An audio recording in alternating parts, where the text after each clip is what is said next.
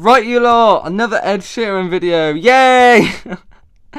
I'm doing all the albums, you're gonna have to put up with this. Now, this ranking in particular is really interesting when it comes to doing Divide.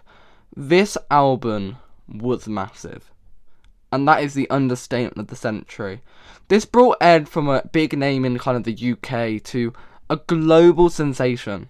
The singles from this album were absolutely anywhere. You could not escape this album for long periods of 2017. I tell you, radio had Shape of You putting on every other minute, it felt like. And I feel like Ed himself hasn't even made an album close to this. Despite the success of Equals and Subtract, he never was able to reach this level. But I don't really think he's tried to. He's tried to go more indie with his more recent projects. And I think he's had his big albums now, so it's like you can kind of get away with that.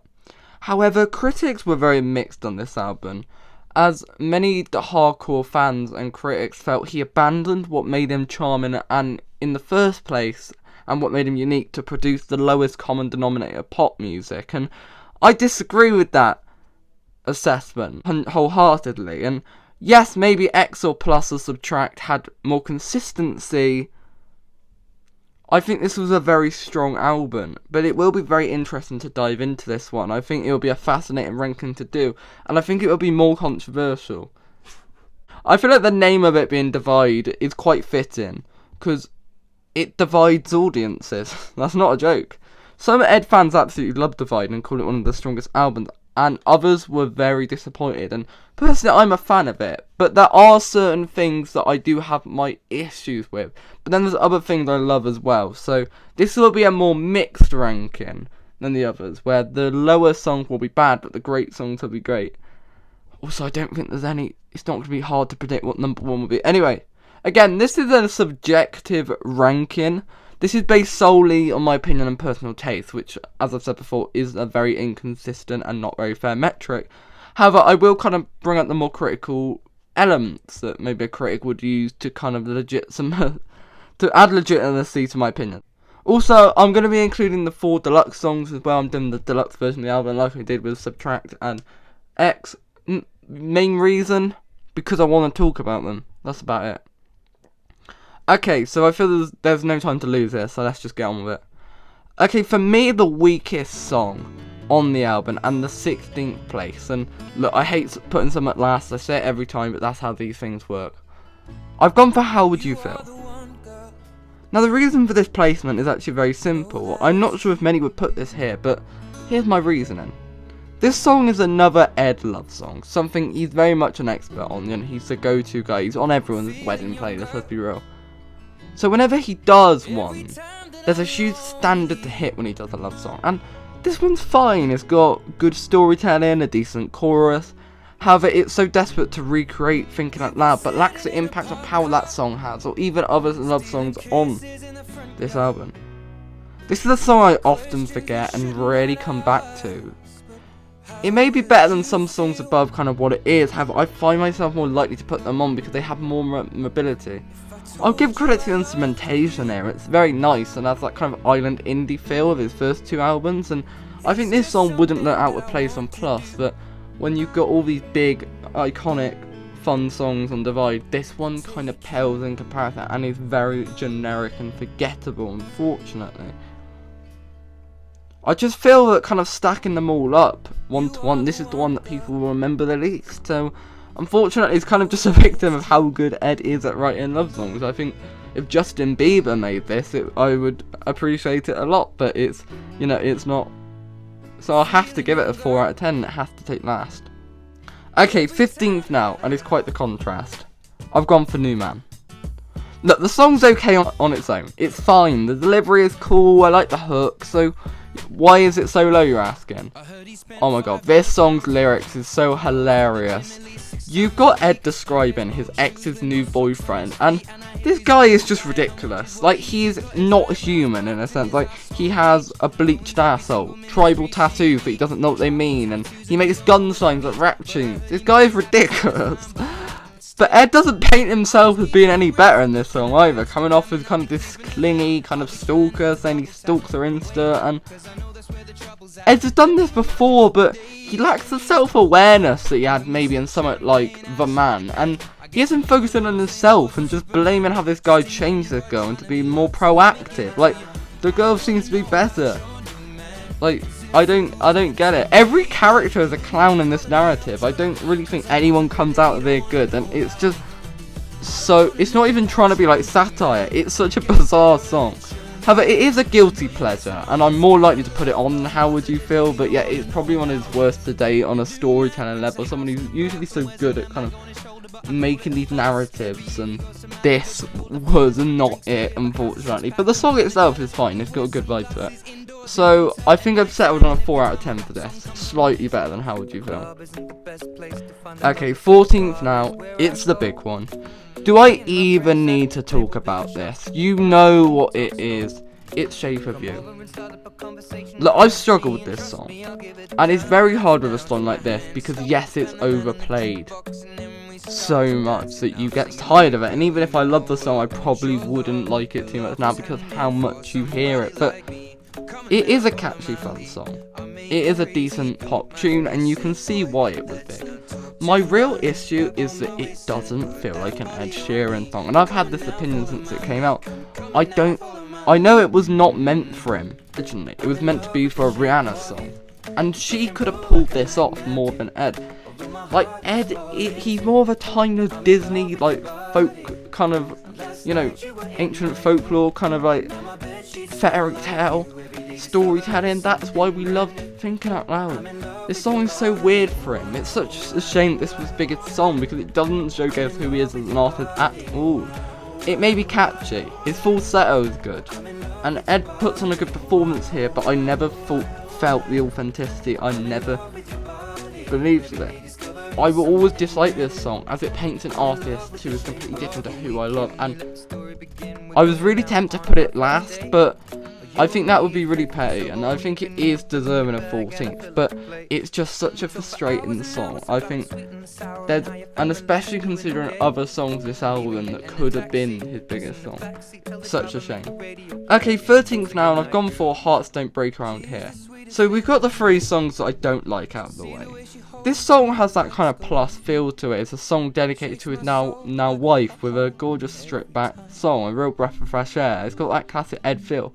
However, again, it's another love song by Ed, and I just feel Perfect is better, so I had to put it down here, unfortunately. It's such a well-made song, but it maybe lacks the memorability. I also feel it takes time to get great. The first verse and kind of first half of the song is very generic, and the first bridge is increasingly weak, but I feel like all of that is forgotten once you kind of reach the hook and get to near the end of the song. But I really hated this placement, and I still do, looking back at it, but I was kind of left with no choice. And I feel like this placement just shows the insane standard of Ed's song, and it's going to be quite a jump here with 6 out of 10. Okay, 12th now, and it's the first entry from the deluxe edition. I've gone for Nancy Milligan.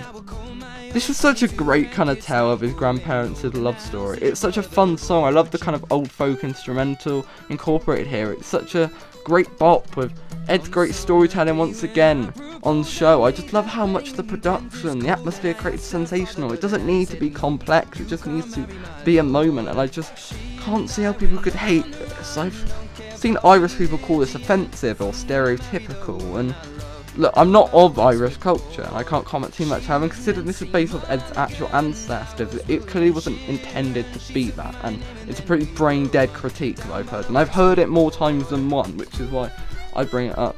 I just love the themes here that are subtly hidden of like running away and, you know, building your own life and making family and responsibility. I just love the way things progress in the song. My only kind of issue and why it's so low, even after all the praise, is that Ed has another kind of Irish feel song, which is obviously a lot better. So I feel that this song has to be looked down here, because Galway Girl is just way better. Okay, just outside the top 10 now, and 11th. I've gone for Perfect. I guess it wasn't perfect after all. Oh, that was really bad. That was really bad. It used to be top 5 for me, and I absolutely loved it when it first came out. However, it has fallen with time. I'll explain later, but let's start with the good. This song has that heavenly feel to it that he constantly brings. Detailing the story of him and his wife having knew each other when they were young and reconnected, and that led to kind of the marriage events he had. The story, of course, is really well told, and the hook is really strong, and it's definitely a shoo-in for Wedding to Generation. It's so stripped back and so gorgeous, so real, so honest. It's just everything Shape of You wasn't.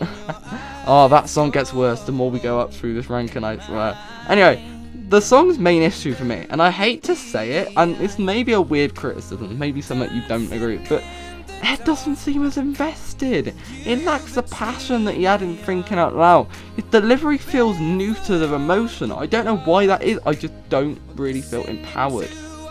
I feel like, and it's not just this album, you know, it just really lacks that emotional impact, and it's such a shame, but comparing it to Thinking Out Loud, it just feels so much more washed down. And it's not just the album in general, because there's songs in this album that have so much emotion. It feels like Ed's just going through the motions in this song, and it feels he doesn't care, and you know that's not the case, but I think that's the way it's presented. So unfortunately, it's nowhere near as good as Thinking Out Loud, and I have this big issue that's kind of taking me out of the song, and on paper this should be a top 3, maybe top 5, but you know what? It can only be a 6.5 out of 10. Okay, we're starting the top 10 now with our second deluxe entry. The song I Can Never See. What a contrast! Such a bop of a song. This song contains many of Ed's flaws, but he's self-aware here. The lyrics are more comedic, but unlike New Man, he's honest, and you know, he knows he's wrong now, but he's trying to find silver linings. It's a song about hope. He's messing up. He's honest about that, but he's able to bring a great message into a fun song. This song was heavily inspired by the time in Ghana. It means all will be well. Is it the most complex of his works? No, but not every song needs to be big and deep. Some can be simply fun, entertaining. This one is to dance to, while also having a great uplifting theme. Many can take it, this song in a way showcases the perseverance and dedication that makes Ed career. So I don't see how people can hate this song, I really don't. It's a 7 out of 10 for me. Okay, we've made it to single digits, and 9th for me is Dive. This was one that actually I would have kind of swapped this and Perfect a few years back, but the time has really got better for me. The song has all the passion. Like, it feels like it's like every bit of passion out of Perfect. It feels like the song just shows this man desperate to make a relationship happen. He loves this woman. He wants this so much. It's such a simple song. The chords aren't really impressive, but it's a real showcase of emotion. This is Ed in his element. I do feel that parts maybe overdoes it at points. Like, Perfect was too little. This was too much. I feel like if you kind of shared that tone out a bit, like.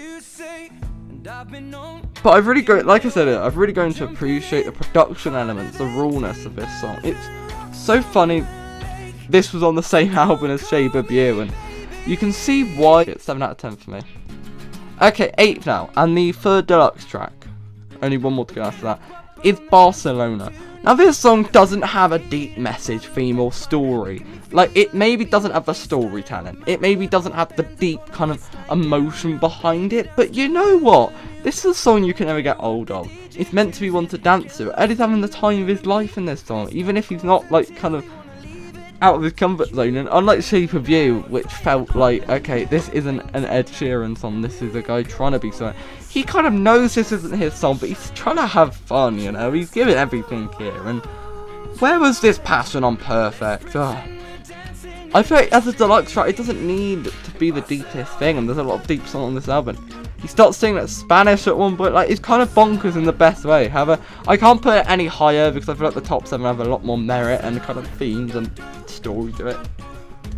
Okay, 7th now, and we got another big one, Go Away Girl. This song's got kind of that young, wild behaviour feel to it, which is really fun. You get that a lot in Castle the Hill later as well. Ed's storytelling again is absolutely great. This song is everything Shape of You tried to be. It's got the same build as that song, but it also feels more authentic. It's like an Ed Sheeran song. It's a great time of being young, naive, getting into situations, not really knowing what you're doing, and having to kind of get off these one-night stands, and you know, the instrumental's also great. It's got that kind of old folk instrumental, something I really like that he keeps doing here. Is it the most emotionally rich? No, but it's authentic and it's so easy to like. It's incredibly catchy and such a strong song. It's going to get the first 8 out of 10. Okay, just outside the top 5 now and 6, I've gone for the final deluxe track with Save Myself. Such a rich song, detailing people taking advantage of Ed's fame. It's just so honest, raw and brave for Ed to appear this honest. He's been running at 1,000 miles helping everyone else, but he's forgotten himself. He's admitting he's flawed. It's a powerful note to end an album of, and I feel that final line, before I love someone, I have to love myself, it's so real, so universal, man. Like a man throughout this album, he's so happy talking about hopes, but in reality he's broken, and this really pulls the curtain back. We see the truth, and we see, you know, inside what he really feels, and I think that is such a brave thing to put out again and again. This is on the same album as Shape of You. It's so underrated and deserves an 8.5 out of 10. I don't see enough people talk about how good Save Myself is, even in Ed's community. Okay, we're into the top 5 now, and this placement will surprise you, I think. But I find it so underrated. What do I know? The style is so unique. It's got an almost R&B vibe of it, with great use of falsetto. This feels like an X track in a good way. It's stylistically so interesting. As for the actual content, it's a song detailing the music industry, how Ed just wants a simple life playing his songs, and that's not possible. The industry is broken and toxic. It's such a great song to demonstrate everything great about Ed and why so many people love him as an artist. However, the point is kind of lost when you realise Shape of You is on this album, but I digress. I'm going to stop mentioning it, I swear. This song is so interesting, and I don't feel enough people talk about this fascinating piece detailing the reality of the media, and it's such a bold, honest thing to pick. One of his more complex ones. Okay, 4th now, and I've gone for the opener, Eraser. This is a classic Ed formula. The obligatory rap song. This song is about fame, how he's lost in all the privilege of life, how at this point fame could consume him, and how he could forget where he come from. Although everything has changed, nothing has. He still honours where he came from, and how the industry isn't everything he thought it would be. He dreamed of this for so long, but now he's here. How much better is it really from where he came from? Yes, he's achieved his dreams, but at what cost? It's such a honest, open song. It feels like a diary in a way. It's such a great account of who he is with so many complex themes. This is another one constantly underrated and deserves that 8.5. Okay, we're breaking into the top 3 now, with the main album closer, Supermarket Flower. This song is of course an ode to his late grandmother, and well, not quite on the level of Fire, Love or Visiting Hours, other kind of, or even Life Goes On, which are more other ode songs. This song is so gorgeous. It's great at building that scene, and something that we all have to face at part. But it's sad, but it also celebrates the great life of this woman. It's uplifting in a sense. It really does that everything great she did for Ed. It's such an amazing ode. I love the choir, like falsetto vocals. It gives this kind of heavenly feel. I love how it ends. And the religious subtext here just adds layers. So I feel like this will be played at funerals for generations. It's such an amazing song celebrating a great life. It's not just moping, it's moving on. It honours. Ed has really reached acceptance, and it's amazing, and it deserves the first 9 out of 10. Into this marathon, I kind of knew that Supermarket Flowers and my number 1 would be in the top 3. But I never knew what the third one would be. I really wasn't expecting it going in. But this song really did something for me on re-listen. It's Happier. This was a song about seeing an ex in a better place and struggling with that. It's heartbreaking. The emotions that Ed portrays, he's distraught and he's happy for them, but part of him is broken. He was happier with this woman being his, but he has to hide it. This has that kind of emotional relatability, something many people, including myself, I admit, have felt, and that feeling of masking what you still feel. And his voice says everything. Where was this emotion and perfect?